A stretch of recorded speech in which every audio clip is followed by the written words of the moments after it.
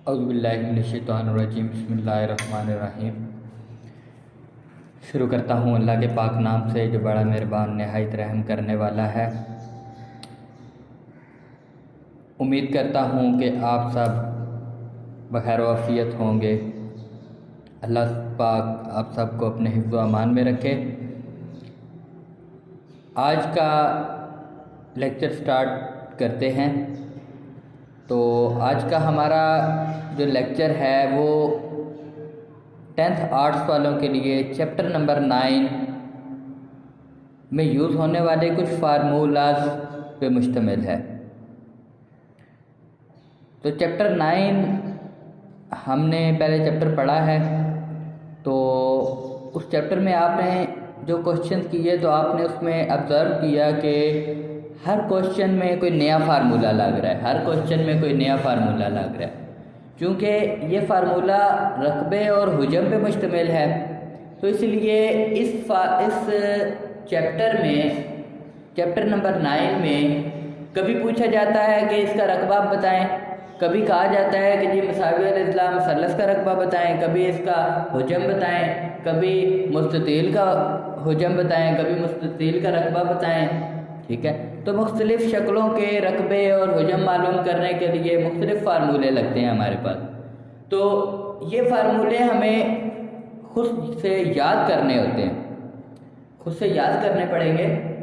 تو اس لیے میں نے یہ آپ کو ایک پیٹرن دے دیا ہے، پورے پیپر پہ میں نے فارمولاز لکھے ہیں۔ تو یہ ٹوٹل 16 فارمولے ہیں جو اس چیپٹر میں آپ نے یوز کرنے ہیں، ٹھیک ہے۔ تو یہ میں نے سب سے پہلے رقبے کا لکھا ہے، تو مثلث کا رقبہ، سب سے پہلے مثلث کا رقبہ معلوم کرنے کے لیے جو فارمولہ لگے گا وہ ہم نے دیکھنا ہے۔ تو وہ دیکھیں، میں نے لکھا ہے A = 1/2 ضرب قاعدہ ضرب ارتقاء، ٹھیک ہے۔ تو 1/2 یعنی ہاف ضرب قاعدہ ضرب ارتقاء، یعنی جو مثلث کا قاعدہ اور ارتقاء کو ضرب دیں گے اس کا ہاف، اس کو ڈیوائڈڈ بائی 2 کریں گے تو ہمارا مثلث کا رقبہ آئے گا۔ نیکسٹ ہم آتے ہیں مثلث کے رقبے کا جو دوسرا فارمولہ ہے وہ ہمارے پاس کیا ہے، وہ ہے A = √S × S - B اور S - C۔ تو یہاں پہ S کیا ہے، S معلوم کرنے کے لیے S کو ایک سائڈ دی گئی ہوگی، تو A + B + C divided by 2 کریں گے تو ہمارے پاس S آ جائے گا۔ اب کوئی بھی پیمائش A B C دی جا سکتی ہے، تو ان تینوں کو جمع کر کے تقسیم کرنا ہے 2 پہ تو آپ کا S آ جائے۔ اس کے بعد فارمولہ نمبر 3 پہ آتے ہیں، مساوی الاضلاع مثلث کا رقبہ، ٹھیک ہے۔ تو مساوی الاضلاع مثلث کا رقبہ معلوم کرنے کے لیے کیپٹل A میں نے یہاں پہ لکھا ہے، تو کیپٹل A کا مطلب ہے ایریا یعنی رقبہ۔ اور آگے دیکھیں √3 جذر کے اندر 3، آگے A کا اسکوائر کہ A کا اسکوائر ہے، تو اسمال a، یہاں پہ جو اسمال a ہے وہ کیا ہوگا، مثلث کے کسی بھی ضلع کی لمبائی ہوگی، کسی ایک ضلع کی جو لمبائی ہوگی وہ a ہوگی، تو ایک ضلع کی لمبائی دی گئی ہوگی، اس کا ہم نے مربع لینا ہے اور √3/4 کے ساتھ ملٹیپلائی کر دینا ہے۔ نیکسٹ آتے ہیں نیکسٹ ہمارے پاس ہے مستطیل کا رقبہ۔ تو مستطیل کا رقبہ ہم نے پہلے بھی کوشچن میں پڑھا تھا کہ کسی بھی مستطیل یا مربع کا رقبہ معلوم کرنا ہے تو مستطیل کے رقبے میں ہم نے کیا پڑھا تھا کہ لمبائی اور چوڑائی کو ضرب دیں گے، 2 پیمائشوں کو ضرب دیں گے تو ہمارا رقبہ آ جائے گا۔ تو مستطیل کا رقبہ ہے A = لمبائی ضرب چوڑائی، ایریا یعنی رقبہ برابر ہے لمبائی ضرب چوڑائی، length multiply by breadth. Next ہم آتے ہیں مربع کا رقبہ۔ تو مربع آپ کو پتہ ہے وہ ایسی شکل ہوتی ہے جس کے چاروں اطراف کی پیمائش برابر ہوتی ہے۔ تو جب پیمائش برابر ہوگی تو اس کا مطلب یہ ہے کہ یہ مربع ہے۔ تو مربع کا رقبہ معلوم کرنے کے لیے ہم दो पैमाइशों को इसी तरह ضرب دیں گے. ضلع ضرب ضلع میں نے لکھا ہے اس لیے ضلع ضرب ضلع لکھا ہے کیونکہ ان چاروں کی پیمائش ایک جیسی ہوگی. فار ایگزامپل اگر اس کا قاعدہ 20 سینٹی میٹر ہوگا تو اس کا عمود بھی 20 سینٹی میٹر ہی ہوگا. اسی طرح دوسری سائڈ پہ بھی اوپر سامنے قاعدے کے سامنے قاعدہ 20 سینٹی میٹر ہوگا اور عمود کے سامنے عمود 20 سینٹی میٹر ہی ہوگا.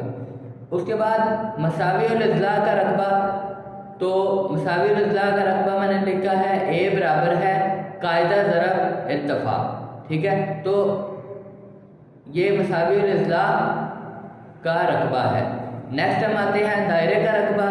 تو کسی بھی دائرے والی جو شکل ہوتی ہے, دائرہ ہوتا ہے, گول شکل ہوتی ہے, اس کا رقبہ معلوم کرنے کے لیے یعنی اس کے اندر والی جو ایریا ہے, اگر میں یہاں پہ ایک دائرہ بناؤں تو اس کے اندر والا جتنا ایریا ہے, جتنی جگہ ہے, اگر اس کا ہم نے رقبہ معلوم کرنا ہو تو ہمارے پاس فارمولہ لگے گا پائی آر اسکوائر. اور پائی جو آر ہے رداس, وہ اس دائرے کے سینٹر سے لے کے کسی بھی نقطے تک کا فاصلہ ہوگا. سینٹر سے لے کے کسی کنارے تک کا جو فاصلہ ہوگا, درمیان سے شروع کر کے کسی بھی کنارے تک, میں یہاں تک لے جاؤں, یہاں تک لے جاؤں, یہاں تک لے جاؤں, لیکن سینٹر سے شروع کر کے, یہ جو اس کا مڈ پوائنٹ ہے, سینٹر پوائنٹ ہے, سینٹر پوائنٹ سے شروع کر کے جہاں تک اس کنارے تک لے کے آ گیا تو یہ آر ہے. اس کے بعد دائرے کا محیط. تو دائرے کا محیط میں نے فارمولہ لکھا ہے C=2 pi r. 2 pi r circumstance =2 pi r. اس کے بعد نصف دائرے کا رقبہ.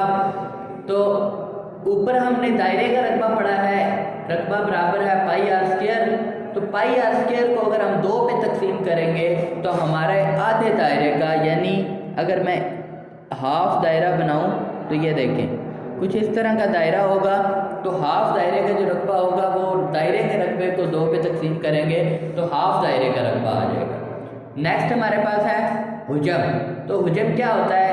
3 سمتوں والی شکل میں گھرا ہوا علاقہ, یعنی اب اس میں لمبائی بھی ہوگی, چوڑائی بھی ہوگی اور اس کی اونچائی بھی ہوگی.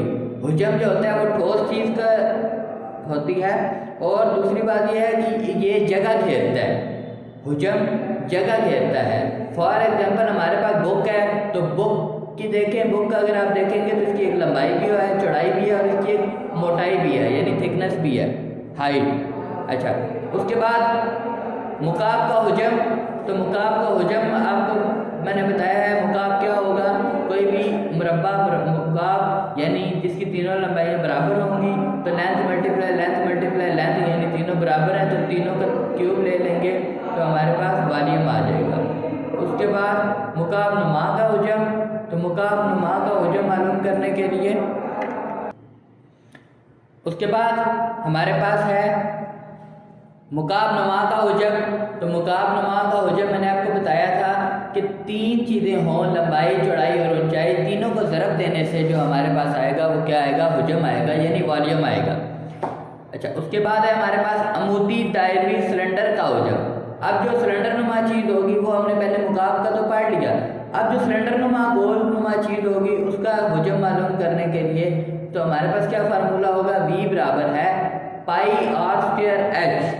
کیونکہ دائرے کا رقبہ یا حجم معلوم کرنے کے لیے پائی آر اسکوائر لگتا ہے, تو پائی آر اسکوائر وہ جو ایریا ہو جائے گا, لیکن اس کی ہائٹ کے ساتھ کیونکہ ہمیں تیسری پیمائش بھی چاہیے تو اس کو ہائٹ کے ساتھ ملٹیپلائی کریں گے, ضرب دیں گے تو ہمارے پاس عمودی دائروی سلنڈر کا حجم نکل آئے گا.